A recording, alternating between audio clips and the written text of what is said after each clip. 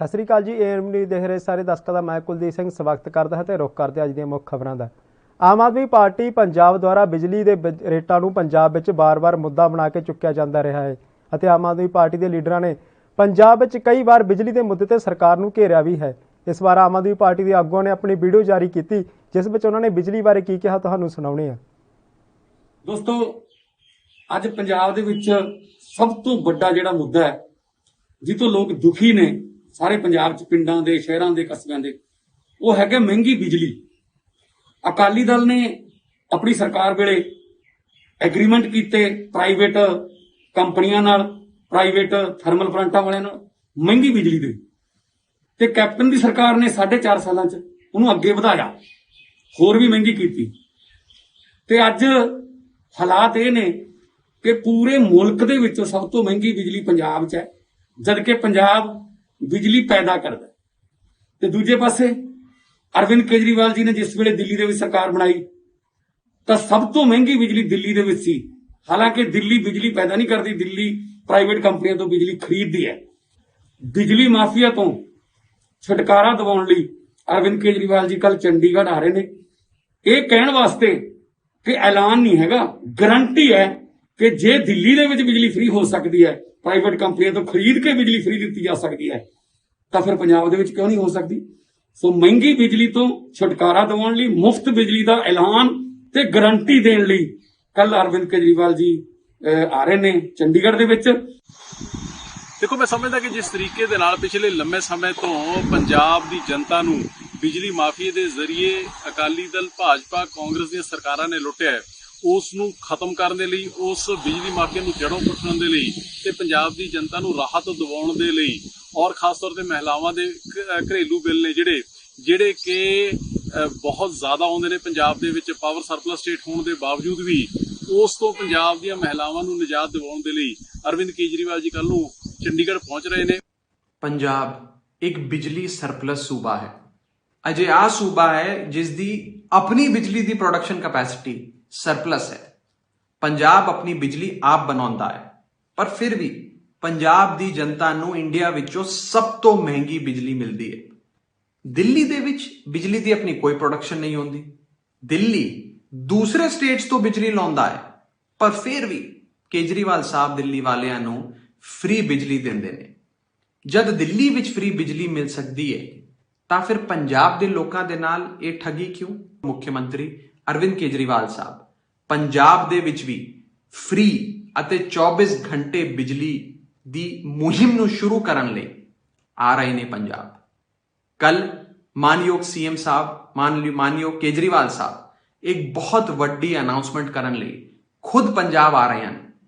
ਪੰਜਾਬ ਦੀ ਮਹਿਲਾ ਪੰਜਾਬ ਦੇ ਅੰਮ੍ਰਿਤਸਰ ਵਿੱਚ ਪੰਜਾਬ ਰੋਡਵੇਜ਼ ਵਿੱਚ ਕੰਮ ਕਰ ਰਹੇ ਕੱਚੇ ਕਰਮਚਾਰੀਆਂ ਦੁਆਰਾ ਪੱਕੀ ਨੌਕਰੀ ਲਈ ਹੜਤਾਲ ਕੀਤੀ ਜਾ ਰਹੀ ਹੈ। ਹੜਤਾਲ ਕਰ ਰਹੇ ਕਰਮਚਾਰੀਆਂ ਦਾ ਕਹਿਣਾ ਹੈ ਕਿ ਸਾਡੀ ਹੜਤਾਲ 3 ਦਿਨ ਤੱਕ ਚੱਲੇਗੀ। ਅਸੀਂ 2007 ਵਿੱਚ ਆਊਟਸੋਰਸ ਦੇ ਤਹਿਤ ਭਰਤੀ ਹੋਏ ਸੀ।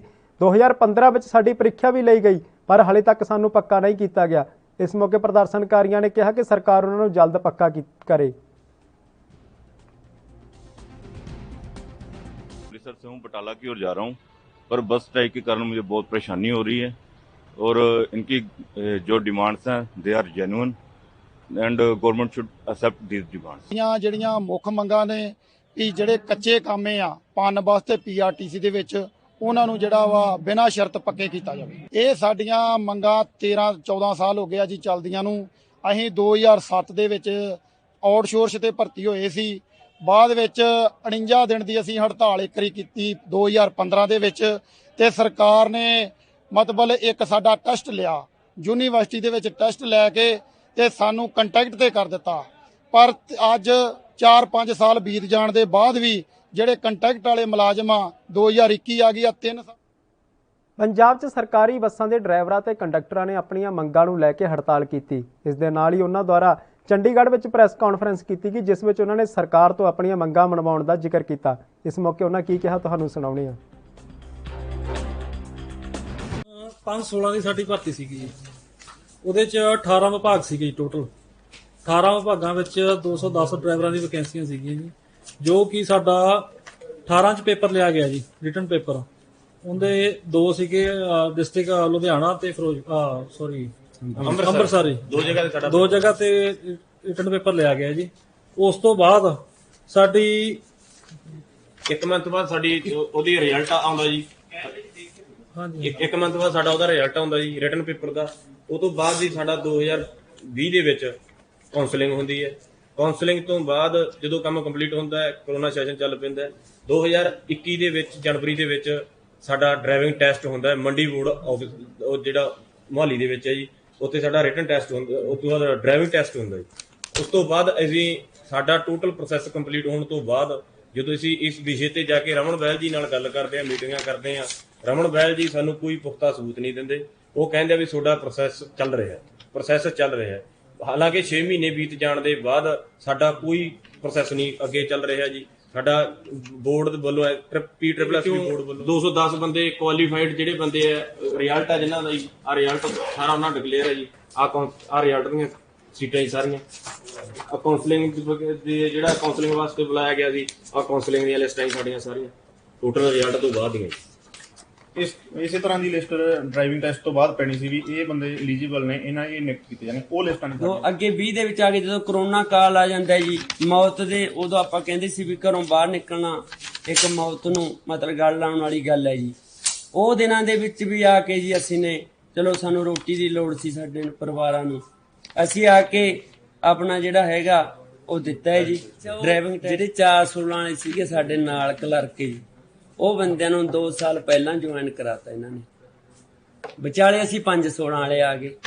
516 ਤੋਂ ਬਾਅਦ ਇਹ ਕਹਿੰਦੇ ਵੀ ਮਤਲਬ ਕੋਈ ਰੋਕ ਹੈ, ਹੋਰ ਹੈ, ਕਰੋਨਾ ਕਰਕੇ ਬੰਦ ਹੈ, ਅਸੀਂ ਚੁੱਪ ਰਹੇ, ਚਲੋ ਕੋਈ ਨਾ ਜੀ। 516 ਵਾਲੇ 5 ਸਾਲ ਪੁਰਾਣੇ ਛੱਡ ਕੇ 2020 ਦੇ ਵਿੱਚ ਇਹਨਾਂ ਨੇ ਡਿਪਟੀ ਸੁਪਰਡੈਂਟ ਜੇਲ੍ਹ ਰੱਖੇ ਜੀ। ਚਲੋ ਉਹਦਾ ਵੱਡਾ ਛੋਟਾ ਉਹ ਅੱਡ ਗੱਲ ਹੈ ਜੀ।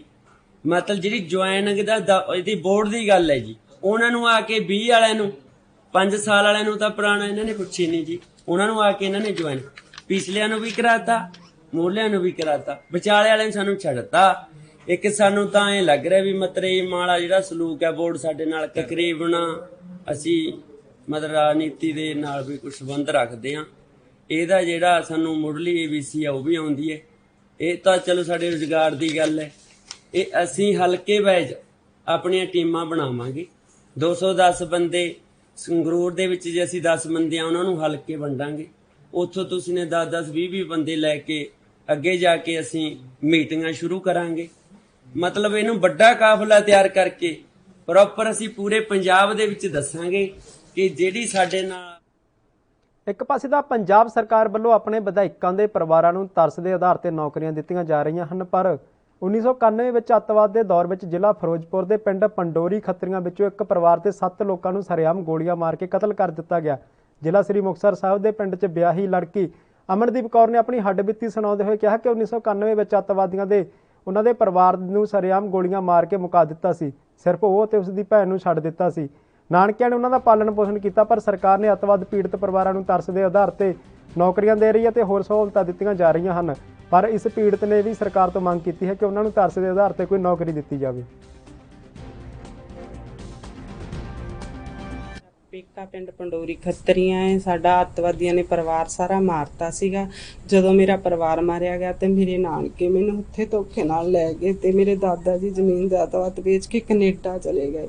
ਬਾਅਦ 'ਚੋਂ ਅਸੀਂ 2 ਛੋਟੀਆਂ ਭੈਣਾਂ ਰਹਿ ਗਈਆਂ। ਮੈਂ ਆਪਦੀ ਮਰਜ਼ੀ ਨਾਲ ਵਿਆਹ ਕਰਵਾਇਆ ਹੈ, ਪਰ ਜੇ ਸਾਡਾ ਮਾਂ ਪਿਓ ਹੁੰਦਾ ਤਾਂ ਸਾਡੇ ਲਈ ਘਰ ਪਰਿਵਾਰ ਚੰਗਾ ਪਾਲਦਾ। ਅੱਜ ਮੈਂ ਪੰਜਾਬ ਸਰਕਾਰ ਤੋਂ ਤਰਸ ਦੇ ਆਧਾਰ ਤੇ ਆਪਣੀ ਨੌਕਰੀ ਦੀ ਅਪੀਲ ਕਰਦੀ।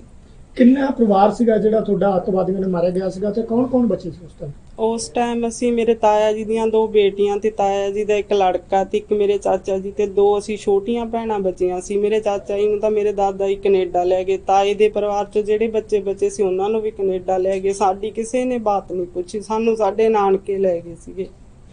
ਕਦੋਂ ਦੀ ਘਟਨਾ ਸੀਗਾ ਇਹ? 1991 ਦੀ ਘਟਨਾ ਹੈ। ਕੀ ਕਾਰਨ ਕੀ ਸੀਗਾ ਜੀ? ਮੇਰੇ ਤਾਇਆ ਜੀ ਅੱਤਵਾਦੀਆਂ ਨੂੰ ਘਰੇ ਲੈ ਕੇ ਆਉਂਦੇ ਸੀ, ਉਹਨਾਂ ਨੂੰ ਰੋਟੀ ਪਾਣੀ ਘਰੇ ਖਵਾਉਂਦੇ ਹੁੰਦੇ ਸੀਗੇ। ਉਹਨਾਂ ਨੂੰ ਪੁਲਿਸ ਨੇ ਫੜਿਆ ਤੇ ਉਹਨਾਂ ਨੇ ਉਹਨਾਂ ਦੇ ਵੀ ਮਤਲਬ ਕੋਈ ਉਹਨਾਂ ਦੀ ਗੱਲਬਾਤ ਉਹਨਾਂ ਨੂੰ ਪੁਲਿਸ ਵਾਲਿਆਂ ਨੂੰ ਦੱਸੀ ਤੇ ਉਹਨਾਂ ਨੇ ਧੋਖੇ ਨਾਲ ਸਾਡਾ ਸਾਰਾ ਪਰਿਵਾਰ ਮਾਰਤਾ। ਪਰ ਮੇਰੇ ਮਾਪਿਓ ਦਾ ਕੋਈ ਕਸੂਰ ਨਹੀਂ ਸੀ।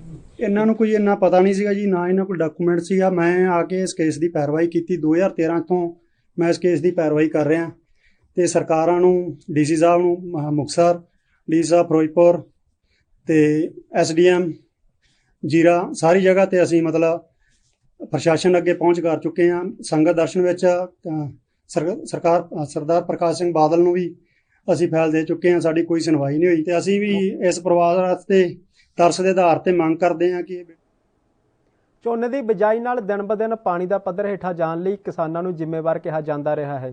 ਜ਼ਿਲ੍ਹਾ ਮਾਨਸਾ ਦੇ ਪਿੰਡ ਦਾ ਕਿਸਾਨ ਜਗਮੀਤ ਸਿੰਘ ਝੋਨੇ ਦੀ ਬਿਜਾਈ ਨਾਲ 50% ਘੱਟ ਪਾਣੀ ਬਚਾਉਣ ਦਾ ਦਾਅਵਾ ਕਰ ਰਿਹਾ ਹੈ। ਕਿਸਾਨ ਜਗਮੀਤ ਸਿੰਘ ਨੇ ਦੱਸਿਆ ਕਿ ਉਹਨਾਂ ਨੇ ਪਿਛਲੇ ਸਾਲ ਖਾਲ ਦੀਆਂ ਕਿਨਾਰੀਆਂ ਤੇ ਕੁਝ ਬੂਟੇ ਝੋਨੇ ਦੇ ਲਗਾਏ ਸਨ, ਜਿਸ ਉੱਤੇ ਨਤੀਜਾ ਕਾਫੀ ਚੰਗਾ ਮਿਲਿਆ। ਕਿਸਾਨ ਜਗਮੀਤ ਸਿੰਘ ਨੇ ਦੱਸਿਆ ਕਿ ਇਸ ਸੰਬੰਧੀ ਖੇਤੀਬਾੜੀ ਅਧਿਕਾਰੀਆਂ ਤੋਂ ਜਾਣਕਾਰੀ ਮਿਲਣ ਦੇ ਬਾਅਦ ਇਸ ਸੀਜ਼ਨ ਵਿੱਚ 5 ਏਕੜ ਜ਼ਮੀਨ ਉੱਤੇ ਵੱਟਾ ਬਣਾ ਕੇ ਝੋਨੇ ਦੀ ਬਿਜਾਈ ਕੀਤੀ। ਕਿਸਾਨ ਜਗਮੀਤ ਸਿੰਘ ਨੇ ਦੱਸਿਆ ਕਿ ਝੋਨੇ ਦੀ ਇਸ ਨਵੀਂ ਤਕਨੀਕ ਨਾਲ ਖੇਤੀ ਕਰਨ ਵਾਲਾ 50% ਪਾਣੀ ਘੱਟ ਲੱਗਦਾ ਹੈ ਤੇ ਖਾਦ ਦੀ ਵੀ ਬਚਤ ਹੁੰਦੀ ਹੈ। ਇਸ ਦੇ ਨਾਲ ਕਿਸਾਨ ਜਗਮੀਤ ਸਿੰਘ ਦੀ ਨਵੀਂ ਤਕਨੀਕ ਤੋਂ ਖੇਤੀਬਾੜੀ ਵਿਭਾਗ ਦੇ ਅਧਿਕਾਰੀ ਵੀ ਕਾਫੀ ਖੁਸ਼ ਨਜ਼ਰ ਆਏ। ਸਰ ਮੈਂ ਪਿਛਲੀ ਵਾਰ ਨਾ ਖਾਲ ਦੀਆਂ 2 ਵੱਟਾਂ ਤੇ ਮੈਂ ਟ੍ਰਾਇਲ ਤੇ ਵਜੋਂ 3-4 ਪਲਾਂਟ ਲਾਏ ਸੀਗੇ, ਉਹ ਮੈਨੂੰ ਚੰਗੇ ਲੱਗੇ। ਉਹਦਾ ਝਾੜ ਟੇਲਰਿੰਗ ਜ਼ਿਆਦਾ ਸੀਗੀ ਆਮ ਨਾਲੋਂ ਜੀ, ਕੱਦੂ ਵਾਲੇ ਨਾਲੋਂ। ਤੇ ਮੈਂ ਉਦੋਂ ਬਾਅਦ ਮੈਂ ਮਾਹਰ ਡਾਕਟਰ ਦਲੇਰ ਸਿੰਘ ਜੀ ਨਾਲ ਰਾਬਤਾ ਕਰਕੇ ਜੀ ਉਹਨਾਂ ਨਾਲ ਜੁੜਿਆ ਤੇ ਉਹਨਾਂ ਨੇ ਮੈਨੂੰ ਗਾਈਡ ਕੀਤਾ।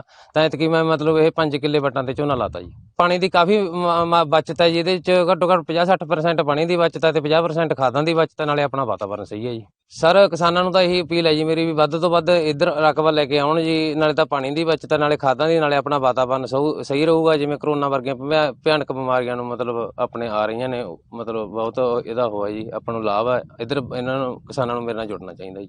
ਇਹਦੇ 'ਚ ਦੇਖੋ ਪਰਾਲੀ ਦੀ ਵੀ ਜੀ ਉਹ ਹੈ, ਇਹ ਆਪਾਂ ਨੂੰ ਵਿੱਚ ਪਾਉਣੀ ਪਊਗੀ, ਵੱਟਾਂ ਦੇ ਵਿੱਚ ਖਰਚੇ ਨਹੀਂ ਵੱਢੇ ਜਾਂਦੇ। ਮੰਨ ਲਓ ਵੀ ਉਹਦੀ ਮਲਚਿੰਗ ਕਰਨੀ ਪੈਣੀ ਹੈ। ਉਹ ਪਰਾਲੀ ਦਾ ਵੀ ਜਿਹੜਾ ਧੂਏ ਦਾ ਉਹ ਵੀ ਰਾਹਤ ਮਿਲੂਗੀ ਜੀ, ਵਾਤਾਵਰਨ ਉਹਦੇ ਨਾਲ ਵੀ ਦੇਖੋ ਕਾਫੀ ਪ੍ਰਭਾਵਿਤ ਹੁੰਦਾ ਉਦੋਂ ਜਦੋਂ ਆਪਾਂ ਪਰਾਲੀ ਨੂੰ ਅੱਗ ਲਾਉਣੇ ਆ ਜੀ। ਤੇ ਇਹਦੀ ਕਣਕ ਮਤਲਬ ਵਿੱਚ ਹੀ ਸੁਪਰ ਸੀਡਰ ਨਾਲ ਬੀਜਣੀ ਪਊਗੀ ਜੀ, ਇਹਦਾ ਫਾਇਦਾ ਜੀ। ਜਿਹੜੀ ਵੱਟਾਂ ਤੇ ਉਹਨਾਂ ਨੇ ਝੋਨੇ ਦੀ ਬਿਜਾਈ ਕੀਤੀ ਹੈ, ਉਹਦੇ ਨਾਲ ਕੀ ਹੈ ਕਿ ਉਹਦੇ ਨਾਲ ਬਿਲਕੁਲ ਜਿਵੇਂ ਤੁਸੀਂ ਆਖਿਆ ਪਾਣੀ ਦੀ ਬਚਤ ਹੋਣੀ ਹੈ ਤਾਂ ਲਾਜ਼ਮੀ ਹੈ। ਤੇ ਇਸ ਤੋਂ ਬਿਨਾਂ ਉਹਨਾਂ ਦੇ ਹੋਰ ਜਿਹੜੇ ਖਰਚੇ ਹੈ ਰੇਹਾਂ ਸਪਰੇਆਂ ਦੇ ਜਾਂ ਹੋਰ, ਉਹ ਵੀ ਬਹੁਤ ਘੱਟ ਜਾਣੇ ਆ, ਕਿਉਂਕਿ ਇਹ 'ਚ ਜਿਹੜੀ ਆਪਣੀ ਦੂਜੀ ਕੱਖਾਂ ਦੀ ਪ੍ਰੋਬਲਮ ਉਹ ਵੀ ਬਹੁਤ ਘੱਟ ਜਾਣੀ ਹੈ। ਤੇ ਇਸ ਤਰ੍ਹਾਂ ਦੇ ਜਿਹੜੇ ਛੋਟੇ ਛੋਟੇ ਖਰਚੇ ਹੈ ਉਹ ਵੀ ਉਹਨਾਂ ਨੂੰ ਜਿਹੜਾ ਕਿ ਫਾਇਦੇਮੰਦ ਹੈ ਇਹ ਆਪਣੇ ਲਈ। ਤੇ ਅਸੀਂ ਹੋਰ ਵੀ ਲੋਕਾਂ ਨੂੰ ਕਹਿੰਦੇ ਆ ਕਿ ਉਹਨਾਂ ਕੋਲੇ ਜ਼ਰੂਰ ਜਿਹੜੇ ਨੇੜੇ ਤੇੜੇ ਵਾਲੇ ਪਿੰਡਾਂ ਵਾਲੇ ਜਿਹੜੇ ਕਿਸਾਨ ਵੀਰ ਨੇ ਜ਼ਰੂਰ ਉਹਨਾਂ ਨੂੰ ਮਿਲ ਕੇ ਆਉਣ ਇੱਕ ਵਾਰੀ, ਤੇ ਉਹਨਾਂ ਦੇ ਖੇਤ ਦੇਖਣ ਜਾ ਕੇ, ਤੇ ਤਾਂ ਕਿ ਜਿਹੜਾ ਆਪਾਂ ਇਸ ਚੀਜ਼ ਨੂੰ ਅੱਗੇ ਲੈ ਕੇ ਆ ਸਕੀਏ ਤੇ ਆਪਾਂ ਜਿਹੜਾ ਖੇਤੀਬਾੜੀ ਵਿਭਾਗ ਨਾਲ ਰਲ ਮਿਲ ਕੇ ਚੱਲ ਕੇ ਜਿਹੜੇ ਆਪਣੀ ਖੇਤੀ ਨੂੰ ਇੱਕ ਵਧੀਆ ਦਿਸ਼ਾ ਵੱਲ ਲੈ ਕੇ ਚੱਲੀਏ, ਤਾਂ ਕਿ ਜਿਹੜੇ ਆਪਣੇ ਜਿਹੜੇ ਵਧੇ ਹੋਏ ਖਰਚੇ ਨੇ ਤੇ ਆਪਣਾ ਜਿਹੜਾ ਵਾਤਾਵਰਨ ਹੈ ਆਪਾਂ ਉਹਨੂੰ ਸੁਖਦ ਬਣਾ ਸਕੀਏ। ਕਿਉਂਕਿ ਜਿਹੜਾ ਪਾਣੀ ਦਾ ਲੈਵਲ ਆਪਾਂ ਦੇਖਿਆ ਕਿ ਜਿਉਂ ਨੀਚੇ ਜਾਈ ਜਾਂਦਾ ਹੈ, ਇਦਾਂ ਦੀ ਖੇਤੀ ਕਾਨੂੰਨਾਂ ਦੇ ਖਿਲਾਫ ਕਿਸਾਨਾਂ ਦਾ ਅੰਦੋਲਨ ਲਗਾਤਾਰ ਜਾਰੀ ਹੈ ਤੇ ਅੰਦੋਲਨ ਦੇ 7 ਮਹੀਨੇ ਪੂਰੇ ਹੋਣ ਤੋਂ ਬਾਅਦ ਸੰਯੁਕਤ ਕਿਸਾਨ ਮੋਰਚੇ ਦੇ ਸੱਦੇ ਤੇ ਕਿਸਾਨਾਂ ਨੇ ਰੋਸ ਪ੍ਰਦਰਸ਼ਨ ਕੀਤਾ ਅਤੇ ਇਸ ਮੌਕੇ ਉਹਨਾਂ ਨੇ ਗਵਰਨਰ ਰਾਹੀਂ ਰਾਸ਼ਟਰਪਤੀ ਨੂੰ ਮੰਗ ਪੱਤਰ ਸੌਂਪੇ ਅਤੇ ਚੰਡੀਗੜ੍ਹ ਵਿੱਚ ਭਾਰੀ ਗਿਣਤੀ ਵਿੱਚ ਪੰਜਾਬ ਤੋਂ ਪੂਰੇ ਕਿਸਾਨ ਇਕੱਠੇ ਹੋਏ।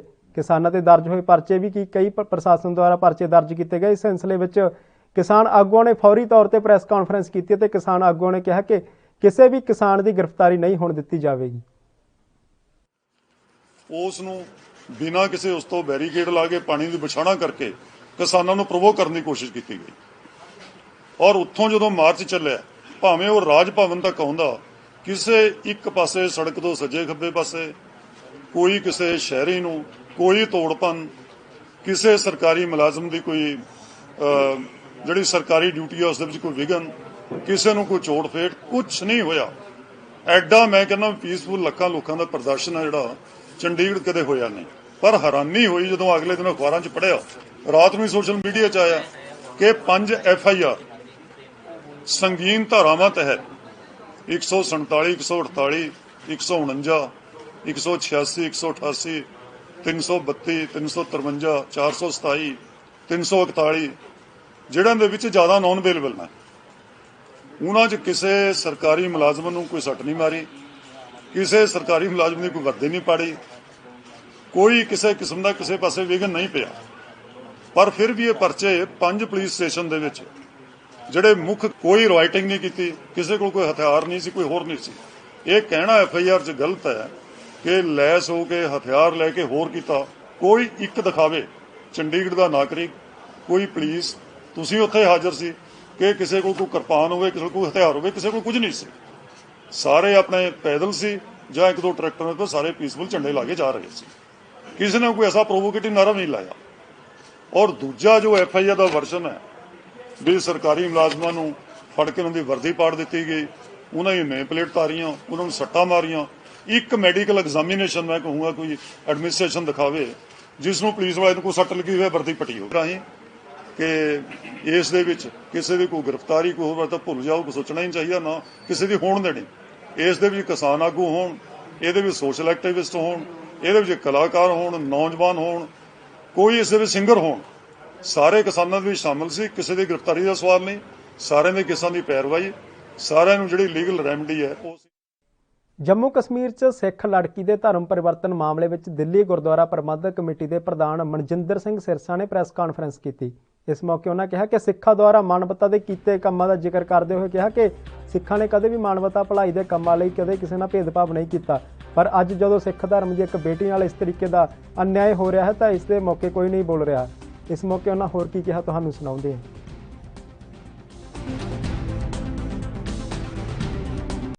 कि जो डिस्ट्रिक्ट जुडिशरी है, जो निचले लेवल के डिस्ट्रिक्ट जज हैं, उन्होंने भी वो इंसाफ नहीं दिया जो इंसाफ होना चाहिए था। बेटी के माँ बाप को कोर्ट में अंदर आने की इजाजत तक नहीं दी, और जो वो अध उम्र का आदमी है उसके सारे रिश्तेदार कोर्ट के अंदर घुसा रखे ताकि बेटी के ऊपर और दबाव बनाया जा सके। और उसके बाद ये जस्टिफाई किया जाता है, ये किसी भी सूरत में हमारी कम्युनिटी को भी बर्दाश्त नहीं है। ये मसला किसी एक बेटी का नहीं है, ये मसला हमारा कौमी मसला है। इस मसले के अंदर दुनिया भर के हमारी कम्युनिटी के लीडर्स वर्ल्ड वाइड जो हैं, उन लोगों ने अपनी स्ट्रॉन्ग रिएक्शन दिया इसके ऊपर हमारे जथेदार अकाल तख्त साहब जो हमारी हाईएस्ट टेम्पोरल अथॉरिटी हैं, उन्होंने भी इसके ऊपर सख्त संज्ञान लेते हुए यहाँ के गवर्नर साहब को एक चिट्ठी भेजी है, जिसमें उन्होंने यह भी मांग की है हमारी बेटी तुरंत हमें वापस कराई जाए और ऐसा कानून भी लाया जाए जो जबरन हमारा धर्म परिवर्तन करने की कोशिश करते हैं उनके खिलाफ सख्त कार्रवाई हो सके। तब हमारे सिखों ने लाखों रुपए की टिकटें खर्च के 55 से ज्यादा बच्चियां जम्मू कश्मीर में वादी में सुरक्षित उनके घरों तक पहुंचाई और खुद साथ में लेकर आए। आप लोगों ने उसको कवर किया, तब सब लोगों ने फोटो चलाई। मैं आज उन बच्चियों के मां बाप से हाथ जोड़कर ये पूछना चाहता हूं, आग्रह करता हूं, मैंने वो वीडियो भी अपनी ट्विटर पे और फेसबुक पे शेयर की है। जब बेटी घर पे आई तो पिताजी कितने खुश हो रहे हैं, बेटी को भी गले मिल रहे हैं, और जब बच्ची बता रही है कि मुझे ये सरदार जी बचा कर लेके आए हैं, तब तो आप उस सरदार जी को भी गले मिल रहे थे। लेकिन आज मैं उन बच्चियों के पिता से पूछना चाहता हूं, हमने तो आपकी बच्चियों को अपनी बच्चियां समझा, लेकिन जब हमारी बच्चियों की बात आई तो आपको पराई क्यों लग रही है? आज यहाँ के कोई मुफ्ती, कोई मौलाना, कोई पार्टी जो हमारी यहाँ की पार्टियां हैं, उनके नुमाइंदे भी कोई हमारे हक में नहीं बोल रहा। क्या हम केवल यहाँ पे अकेले हैं? क्या हमारे रिश्ते जो नाम के हैं? क्या जो हम आपसी भाईचारे की बात करते हैं वो केवल नाम के लिए है? इसका मतलब ये बात को आज मान लिया जाए कि ये हमारे धर्म की बेटी जो हमारी थी, बस उसका बाकी धर्म के लोगों से वास्ता नहीं है। जो मेजॉरिटी कम्युनिटी है वो इसकी कोई चिंता नहीं करती। हमने मानवता की सेवा के लिए अपना सब कुछ कुर्बान कर देते हैं। हम राह चलते की भी अगर कोई हमें दिख जाए, हम उसके लिए भी अपनी जान दे देते हैं। मेरे भाइयों, मैं आपसे भी कहना चाहता हूं, आज दुनिया भर में हम शर्मसार हो रहे हैं, लोग हमें ताने कस रहे हैं, लोग हमें बेइज्जत कर रहे हैं, ये कह के और खिलाओ और जाओ इनके घरों और जाके साथ दो। क्या आप मेरे ट्विटर हैंडल पर देखें क्यों हम बेइज्जत हो रहे हैं? क्योंकि हमने मानवता की सेवा की और लोग हमसे ताने मान कर ये सवाल। हम अपने आप को नहीं बदलेंगे। हम आपको ये भी बता देते हैं मेरे भाइयों, आज भी हम आपको जनतक तौर पर कह देते हैं, हमें जिसने गाली निकालनी निकाले, जिसने बुरा बोलना बोले। मेरे भाई, दोबारा भी तुम्हारी बेटी हमें सड़क पर दिख जाएगी, हम अपनी जान दे देंगे उसके लिए, हम फिर भी पीछे नहीं हटेंगे, अपने आप को नहीं बदलेंगे। मत सोचना कि हम अपने आप को बदल लेंगे, क्योंकि हमने अपने गुरु से यही सीखा है, कितना भी हो जाए। लेकिन मैं आपको भी कहना चाहता हूं, बदलना आपको भी चाहिए, सोचना आपको भी चाहिए। एक वकील फोन करके कह रहा था, आप ऐसे जुडिशरी का नाम मत दीजिए, आप पे मुकदमा दर्ज कर देंगे। अरे मैंने कहा यार, हमारी बेटी जब हमारी इज्जत नहीं रही मुकदमे से हम डरते हैं क्या? जेल में डाल दें, हम क्या डरते हैं? लेकिन गलत को गलत कहेंगे कहेंगे कहेंगे। हम उस जज के खिलाफ भी मिलेंगे। हमने आज चीफ जस्टिस साहब से भी टाइम मांगा है। जो निचली अदालत में जज ने बेईमानी की है, 18 साल की बेटी, और आप एक अधबड़े आदमी के साथ भेज रहे हैं। क्या आपकी आंखें में चश्मा नहीं है? क्या आपको दिखता नहीं है? बेटी के माँ बाप को अंदर नहीं घुसने देते? आप इतने बाइस्ड हैं? जुडिशरी के आपने कॉन्स्टिट्यूशन की कसम खाई या देश के कॉन्स्टिट्यूशन की कसम खाई? ਜਿੱਥੇ ਪੰਜਾਬ ਕਾਂਗਰਸ ਵਿੱਚ ਹੋਰ ਪਾਰਟੀਆਂ ਦੇ ਵਿੱਚੋਂ ਵਿਧਾਇਕ ਸ਼ਾਮਲ ਹੋ ਰਹੇ ਹਨ, ਉੱਥੇ ਹੀ ਖਬਰਾਂ ਆ ਰਹੀਆਂ ਹਨ ਕਿ ਅਸਵਨੀ ਸੇਖੜੀ ਕਾਂਗਰਸ ਛੱਡ ਕੇ ਅਕਾਲੀ ਦਲ 'ਚ ਸ਼ਾਮਲ ਹੋ ਸਕਦੇ ਹਨ। ਇਸ ਬਾਰੇ ਕਾਂਗਰਸੀ ਨੇਤਾ ਰਾਜਕੁਮਾਰ ਵੇਰਕਾ ਨੇ ਅਸਵਨੀ ਸੇਖੜੀ ਨਾਲ ਮੁਲਾਕਾਤ ਵੀ ਕੀਤੀ ਸੀ ਤੇ ਇਸ ਬਾਰੇ ਡਾਕਟਰ ਰਾਜਕੁਮਾਰ ਵੇਰਕਾ ਨੇ ਕਿਹਾ ਕਿ ਅਸਵਨੀ ਜੀ ਕਦੇ ਵੀ ਉਹਨਾਂ ਨੇ ਕਦੇ ਨਹੀਂ ਕਿਹਾ ਕਿ ਉਹ ਅਕਾਲੀ ਦਲ ਵਿੱਚ ਸ਼ਾਮਲ ਹੋਣਗੇ ਤੇ ਅਸਵਨੀ ਸੇਖੜੀ ਕਾਂਗਰਸ ਹਾਈ ਕਮਾਂਡ ਨਾਲ ਵੀ ਗੱਲ ਹੋ ਚੁੱਕੀ ਹੈ ਅਤੇ ਨਾਲ ਹੀ ਉਹਨਾਂ ਕਿਹਾ ਕਿ ਕੈਪਟਨ ਅਮਰਿੰਦਰ ਸਿੰਘ ਦੀ ਅਸਵਨੀ ਸੇਖੜੀ ਨਾਲ ਜਲਦ ਮੁਲਾਕਾਤ ਕਰਨਗੇ। ਅਤੇ ਦੂਜੇ ਪਾਸੇ ਅਕਾਲੀ ਭਾਜਪਾ गठजोड़ बारे बोलते उन्होंने कहा कि एक मौका प्रस्त गठजोड़ है। चर्चाएं छिड़ी हुई थी और अश्विनी शेखड़ी ने तो कभी नहीं कहा था कि मैं अकाली दल में जा रहा हूं, और मैं उन्हें मिलकर आया, मैं उनसे बात की है, उसकी फैमिली से बात की है, वो मेरे दोस्त हैं। और क्योंकि लंबा इतिहास है उन लोगों का कांग्रेस पार्टी के साथ, और आपसी मतभेद कुछ लोग जो लोकल लीडरशिप में हैं वो थे। ये सच है कि बटाला की जो उनकी कॉन्स्टिट्यूंसी है उसमें कुछ मतभेद थे, उनमें कुछ इंटरफेरेंस की बात सामने आ रही थी जिसको लेकर के वो दुखी थे, लेकिन पार्टी के साथ उनका कोई ऐसी बात नहीं थी। तो मैंने उन्हें रिक्वेस्ट की, फिर कांग्रेस हाईकमान से अश्विनी शेखड़ी की बात करवाई है, हरीश रावत से बात हुई है, मुख्यमंत्री कैप्टन अमरिंदर सिंह से भी मैंने बात करवाई है, और उसके बाद अश्विनी शेखड़ी की जितनी कोई शिकायतें थी वो दूर हो गई और उन्होंने फैसला किया कि वो कांग्रेस पार्टी के लोग हैं और कांग्रेस पार्टी के रहेंगे। कैप्टन साहब से मुलाकात एक आधे दिन में हो जाएंगी उनकी, और उनके साथ टाइम रख दिया गया है, और मुख्यमंत्री जी का जैसे टाइम आ जाएगा कल या परसों के बीच में उनके साथ वो मुलाकात हो जाएगी। और दूसरी बात यह है कि वहाँ के जो लोकल इशू हैं उस पर डिस्कशन हो गई है। मुख्यमंत्री जी ने निर्देश जारी कर दिए हैं कि अश्विनी शेखड़ी की जो कंप्लेंट है जो एडमिनिस्ट्रेशन के तौर लेवल पे है उसको फौरी तौर पे दूर किया जाए, और उनके जहां ऐसे कोई काम रुके हैं उसको फौरी तौर पे किया जाए। बीएसपी ने अपने पूर्व प्रधान को सैक कर दिया है, उसके साथ साथ एक जो ओबीसी के चीफ थे उनके, उन्होंने भी इस्तीफा दे दिया है। तो क्या लगता है कि मतलब जो गठबंधन है वो सही नहीं चल पा रहा? देखो, मैं समझता हूं कि वो नापाक गठबंधन है, कुर्सी का गठबंधन है, कोई मेल खाता नहीं, समाजों के बीच का गठबंधन नहीं है, एक दूसरे की मदद का गठबंधन नहीं है, ये कुर्सी हथियाने का गठबंधन है। जो लालच के आधार पे गठबंधन होता है वो ज़्यादातर टिकता नहीं है, ये जल्दी टूट जाएगा, बिखर जाएगा, और इनको वैसे भी लोग पसंद नहीं करते। ये लोग कभी भी रिजेक्ट किए हुए लोग हैं, नखेद लोग हैं, और इनको कहीं पे भी देश 'ਚ लगातार ਪੈਟਰੋਲ ਤੇ ਡੀਜ਼ਲ ਦੀਆਂ ਕੀਮਤਾਂ ਵਧ ਰਹੀਆਂ ਹਨ। ਇਸ ਨੂੰ ਲੈ ਕੇ ਆਲ ਇੰਡੀਆ ਟਰਾਂਸਪੋਰਟਰ ਦੁਆਰਾ ਸਰਕਾਰ ਖਿਲਾਫ ਰੋਸ ਮਾਰਚ ਕੀਤਾ ਗਿਆ ਅਤੇ ਇਸ ਮੌਕੇ ਟਰਾਂਸਪੋਰਟਰਾਂ ਨੇ ਕਿਹਾ ਕਿ ਸਰਕਾਰ ਦੁਆਰਾ ਲਗਾਤਾਰ ਟੋਲ ਟੈਕਸ ਤੇ ਡੀਜ਼ਲ ਦੇ ਰੇਟਾਂ ਵਿੱਚ ਵਾਧਾ ਕੀਤਾ ਜਾ ਰਿਹਾ ਹੈ, ਇਸ ਕਰਕੇ ਉਹਨਾਂ ਨੂੰ ਗੱਡੀਆਂ ਚਲਾਉਣੀਆਂ ਬਹੁਤ ਮੁਸ਼ਕਲ ਹੋ ਰਹੀਆਂ ਹਨ। ਇਸ ਦੇ ਨਾਲ ਹੀ ਉਹਨਾਂ ਕਿਹਾ ਕਿ ਸਰਕਾਰ ਡੀਜ਼ਲ ਅਤੇ ਪੈਟਰੋਲ ਨੂੰ GST ਦੇ ਘੇਰੇ ਵਿੱਚ ਲਿਆਵੇ ਤੇ ਨਾਲ ਹੀ ਕਿਹਾ ਕਿ ਜੇਕਰ ਸਰਕਾਰ ਉਹਨਾਂ ਦੀਆਂ ਮੰਗਾਂ ਨਹੀਂ ਮੰਨਦੀ ਤਾਂ ਉਹਨਾਂ ਦਾ ਅੰਦੋਲਨ ਦੇਸ਼ ਵਿਆਪੀ ਬਣ ਜਾਵੇਗਾ।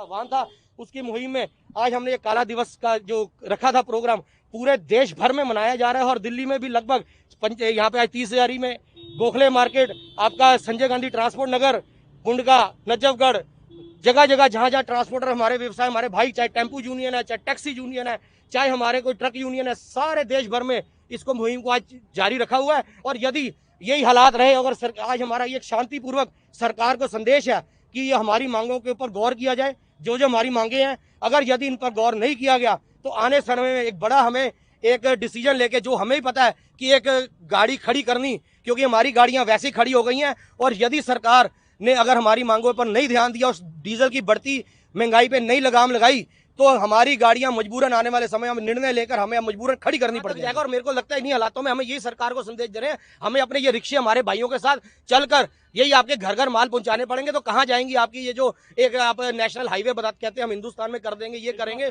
कहाँ इंफ्रास्ट्रक्चर आपका बन पाएगा? आज इतना टैक्स, लाखों करोड़ रुपए का टैक्स जो हमारे व्यवसाय से डीजल के रूप में लिया जाता है, कई लाख करोड़ रुपया सरकार को आता है, वो उसका हम पर क्या, हम पे ना कोई आर्थिक मदद मिल रही है, ना हम अपने आप को कहीं सिक्योर पा रहे हैं। आए दिन भ्रष्टाचार का कारण बने हुए हैं। आज इनका ई-वे बिल का मुद्दा था, ई-वे बिल के ऊपर इन्होंने 200 किलोमीटर किया, वो एक अलग हम पर मार पड़ गई है। वहां भ्रष्टाचार है, ट्रैफिक, हमें तो कहीं रहने को जगह ही नहीं है। इस समय हमारा एक एक ट्रांसपोर्टर भाई, गाड़ी मालक सब टूट चुका है और हम सरकार को यही संदेश दे रहे हैं, हमें यही नौबती तो आज हिंदुस्तान को इन्हीं पे फिर अपने आजादी से पहले के दौर में ना पहुंचना पड़ जाए। मांगे सर हमारी बिल्कुल क्लियर है कि हमारे पे अपनी गाड़ियां चलाने के लिए डीजल के लिए पैसा नहीं है हमारे पास, तो अब हम रिक्शों का ही सहारा लेंगे। इसी से हम गवर्नमेंट अगर हमारी बात को समझ पा रही है तो हम शांतिपूर्ण तरीके से ये समझाने की कोशिश कर रहे हैं कि हमारे पास अब डीजल के पैसे नहीं बचे हैं, हम डीजल की पेमेंट नहीं कर सकते और हम रिक्शों पे ही माल उठाएंगे। तो ये हमारे को समझना होगा कि हमारा देश किस दिशा में जा रहा है, सरकार हमारे साथ कितना समन्वय स्थापित कर रही है। हम लोग ऐसे ही नहीं सब इतने परेशानी के अंदर आए हैं। 2 महीने हमारा व्यापार बंद हुआ, कोई हमारे को सहायता नहीं दी गई। डीजल के रेट रातों रात बढ़ा दिए गए, टोल टैक्स 22% बढ़ा दिए गए, 100 रुपए के आसपास डीजल हो रहा है, कोई हिसाब नहीं है किसी के पास, कोई कुछ बोलने को तैयार नहीं है, सब चुप बैठे हैं और सब ऐसे ही चलने रहे। जीएसटी के अंदर हमने इनसे रिक्वेस्ट की, पेट्रोलियम मिनिस्टर से भी, कि आप जीएसटी के अंदर पेट्रोल को लेकर, डीजल को, पेट्रोलियम प्रोडक्ट को लाइए, उस पर भी कोई एक्शन नहीं हुआ इनका। हमारा मानना है कि डीजल के रेट लगातार बढ़ते चले गए, अभी भी कोई हमें सहायता नहीं मिल रही है। हम लगातार बोल रहे हैं, भाड़े बढ़ नहीं रहे हैं, हमारे लेबर के पास काम नहीं है, हमारे पास। ਫਿਲਹਾਲ ਮੇਰੇ ਨਾਲ ਬੁਲੇਟਿਨ ਵਿੱਚ ਇੰਨਾ ਹੀ, ਤੇ ਤੁਸੀਂ ਬਣੇ ਰਹੋ ANB ਨਿਊਜ਼ ਦੇ ਨਾਲ। ਧੰਨਵਾਦ।